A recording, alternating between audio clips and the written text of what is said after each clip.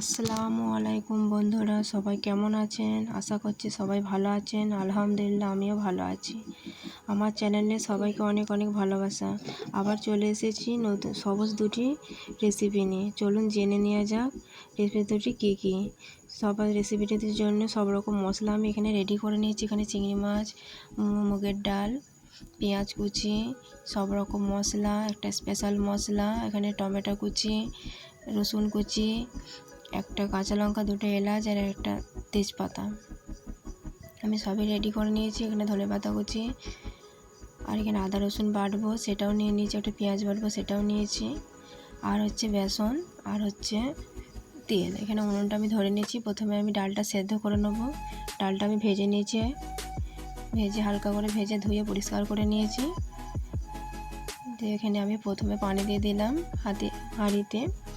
দিয়ে এখানে আমি একটা কাঁচা লঙ্কা, একটা তেজপাতা দিয়ে দিলাম, আর ধুয়ে রাখা ডালটাও দিয়ে দিলাম। ভালোভাবে সেদ্ধ হতে দেবো এটা আমি। ততক্ষণ ওইদিকে চিংড়ি মাছগুলো আমি পরিষ্কার করে নিয়ে নেবো, পরিষ্কার করে ধুয়ে নেবো। এই যে ধোয়া হয়ে গেছে, আমি এদিকে মশলাগুলো সব বেটে নেবো, রেডি করে নেবো সব। প্রথমে আদা রসুন বেটে নেবো, পেঁয়াজ বেটে নেবো, মশলাটাও বেটে নেবো, তারপরে চিংড়ি মাছটাও হালকা থেঁতো করে নিয়ে নেবো।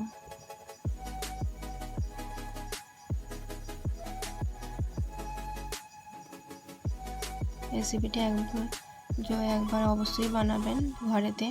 দুটো রেসিপি খুবই ভালো, এবং কোনো এক্সট্রা কোনো মশলা লাগে না, কোনো কিছুই লাগে না। ঘরের যা আছে সব দিয়ে বানানো যায়, আর কোনো রকম কিছু হবে না এতে। খুবই ভালো, এটা খেতেও সুস্বাদু হয়। এই যে আমি সব বেটে নিয়েছি, চিংড়ি মাছ বেটে নিয়েছি, এরকমভাবে বেটে নিয়েছি। এখানে আছে পেঁয়াজ বেটে নিয়েছি, আদা রসুন স্পেশাল মশলা বেটে নিয়েছি, ধনেপাতা কুচি। আমি এখানে বড়াটা করার জন্য আগে এটা চিংড়ি মাছটা আগে মেখে রেখে দেবো, তাই জন্য আগে ম্যারিনেট করে নিয়েছি। এদিকে ডালটা সেদ্ধ হচ্ছে। আদা রসুন আর স্পেশাল মশলাটা দিয়ে আগে মাখিয়ে নিলাম। তারপর এখানে সব রকম মশলা পরিমাণ মতো আমি দিয়ে দেবো, দিয়ে ভালোভাবে মেখে নেবো এটাকেও। দিয়ে তারপরে পেঁয়াজ কুচি বলছি, পেঁয়াজ মানে বাটা আর ধনেপাতা কুচি দিয়ে দেবো, ভালো করে মাখিয়ে নেবো। মাখিয়ে নিয়ে তারপর আমি বেসন, অল্প অল্প বেসন দেবো, আর এখানে একটু লেবুর রস দিয়েছিলাম, সামান্য দিয়ে দিলাম একটু।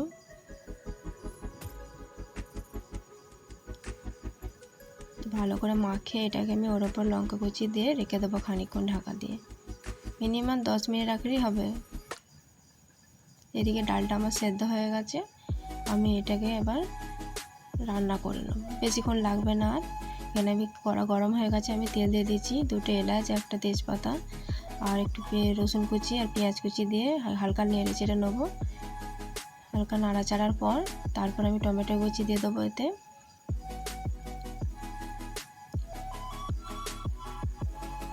টমেটো কুচি দেওয়া হয়ে গেছে, আমি হালকা নেড়ে চেড়ে নেবো। তারপরে লবণ দিয়ে দেবো পরিমাণ মতো, দিয়ে আরও একটু ভালোভাবে নাড়াচাড়া করে নেবো।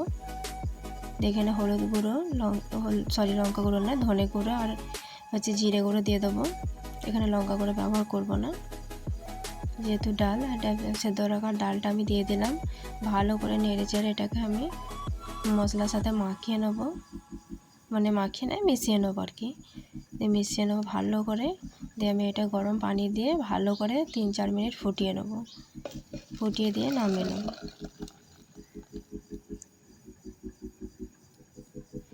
ফুটে গেছে, 3-4 মিনিট ফুটে গেছে ভালোভাবে, আমি এটাকে নামিয়ে নেবো। দিয়ে এর উপরে ধনেপাতা কুচি দিয়ে দেবো,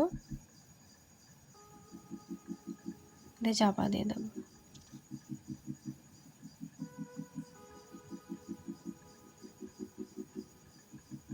দিয়ে এবার এদিকে আমি কড়া গরম হয়ে গেছে, আমি তেল দিয়ে দিচ্ছি। বড়াগুলো একে একে ভেজে নেবো আমি, হালকা আঁচে ভাজবো এগুলো বড়াগুলো, বেশি জোরে ভাজবো না,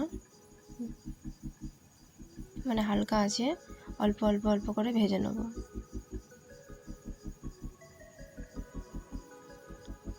আপনারা চাইলে লম্বা লম্বা শেপ দিতে পারেন, ছোট ছোট শেপ দিতে পারেন। আমি একটুখানি গোল গোল দিচ্ছি, কিন্তু যেমনই দেন সুস্বাদু হবেই, খেতে খুবই ভালো হবে। আপনারা অবশ্যই ঘরে বানাবেন এবং কমেন্ট করে জানাবেন যে কেমন হয়েছে। যে দেখছেন খুব সুন্দর হয়েছে, আমি আস্তে আস্তে ভেজে নিয়েছি।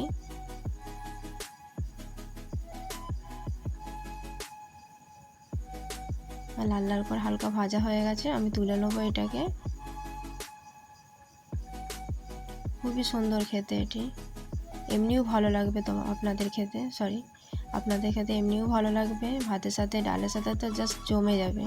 খুবই ভালো লাগবে খেতে, আর কিছু লাগবে না। করবেন এবং সাবস্ক্রাইব করবেন। খুব সুন্দর হয়েছে ভেতরে, খুব সুন্দর। ভিডিওটি ভালো লাগলে লাইক তো করবেনই। সবাই ভালো থাকবেন। আসসালামু আলাইকুম।